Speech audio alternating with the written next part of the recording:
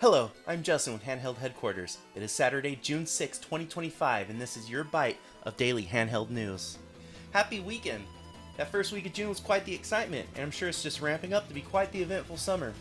Let's see what 8 bits we can learn about in today's daily news bite. Generally, if you're into handheld emulation, you know about retro achievements. For those of you who don't, imagine achievements or trophies like on your Xbox Series or PS5, but with NES or Game Boy Advance.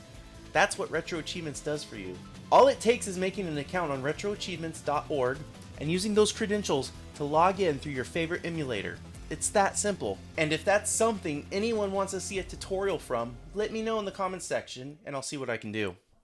Anyways, the reason I am bringing them up today is because the latest issue of their monthly magazine, Retro Achievements News, is out now and freely available to read. Gaming magazines aren't dead.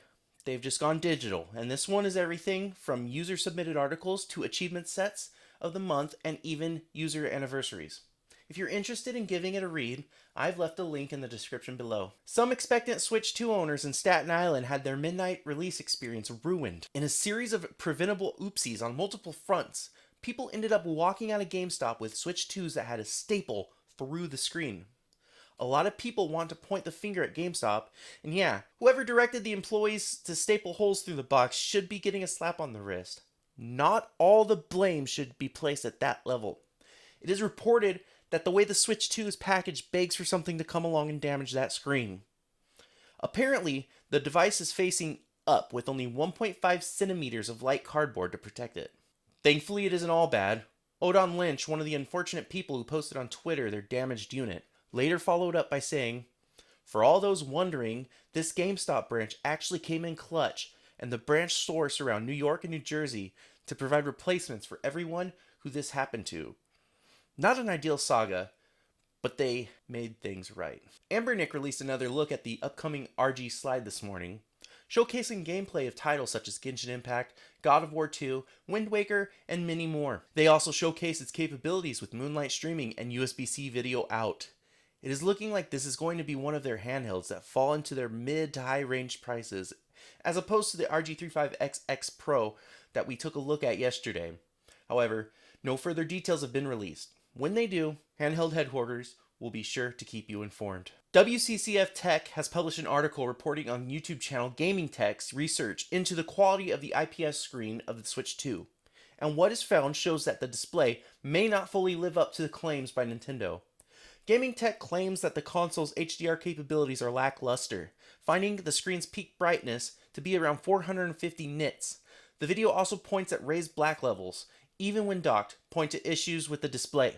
However, he does mention that the HDR could be decent when docked for games that have been specifically optimized for it, like Cyberpunk. Take a look at his video and let me know in the comments whether or not you believe it is a bit too overcritical or not. Well, after a few days of teasing on Twitter, it has been revealed in their Discord that Retroid is planning to release the Retroid Dual Screen add-on for the Retroid Pocket 5 and Mini.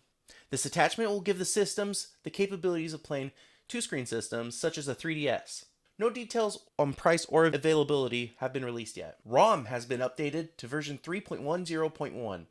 This adds features such as retro achievements, integration with the API, invite links, server stats, and more. If you're not familiar, ROM, with two M's, is an amazing self-hosted front end that you can run from your PC or NAS to host your game collection.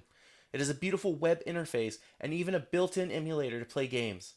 I highly recommend checking it out. Links to the changelog and the Discord will be available below. Some exciting news from the Yacht Club games. You may know them as the creators of the beloved Shovel Knight series, and they have a new game coming out called Mina the Hollower. An update was sent out to Kickstarter supporters yesterday and posted to YouTube that Mina the Hollower has received a release date of October 31st, 2025. Mina the Hollower is a love letter to the Game Boy Color generation of Legend of Zelda games and looks absolutely amazing. They have also released a playable demo on Steam which will be available to transfer over to the full game upon release. This demo is only up through the end of Steam's next Fest, so go grab it and check it out. And let me know what you think in the comment section. I thought I would hear something from Analog today, but they're still silent. That's it for today. Please discuss these topics in the comment section. Give me that like, hit the notification icon so you don't miss tomorrow's daily bite, and have a great weekend.